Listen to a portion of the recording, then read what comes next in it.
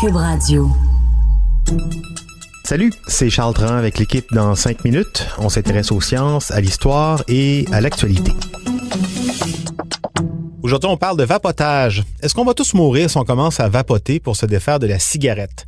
Les adeptes de la cigarette électronique semblent frappés par une mystérieuse infection depuis quelques mois.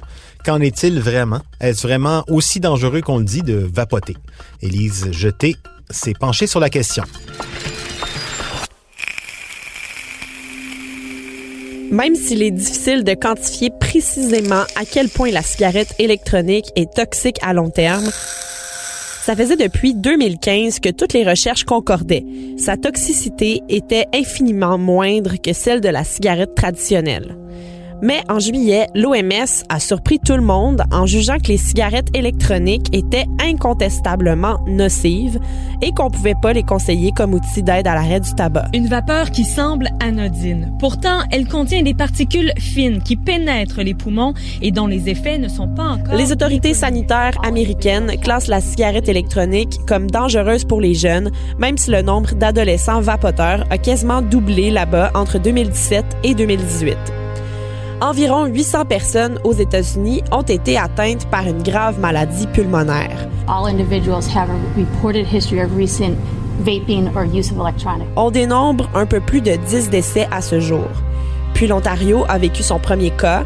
Un adolescent qui vapotait quotidiennement s'est retrouvé aux soins intensifs sous respirateur artificiel en raison d'un trouble respiratoire sévère.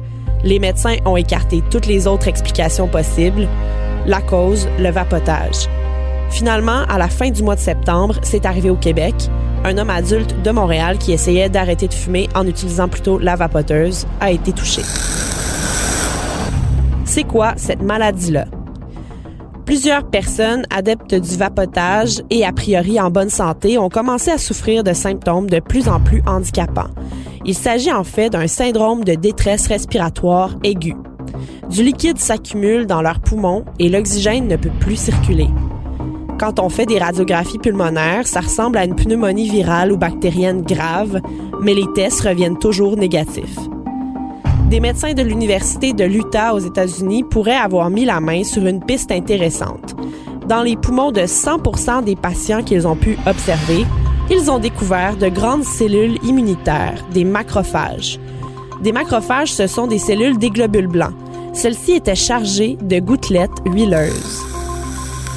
Au Québec, le ministère de la Santé nous dit que le vapotage n'est pas sans risque et que ses effets à long terme ne sont pas encore connus.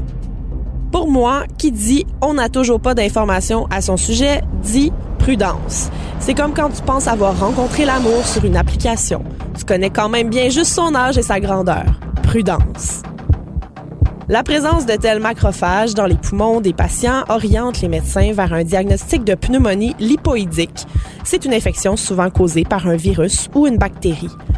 Mais beaucoup de différences demeurent, notamment quand on regarde les radiographies des poumons.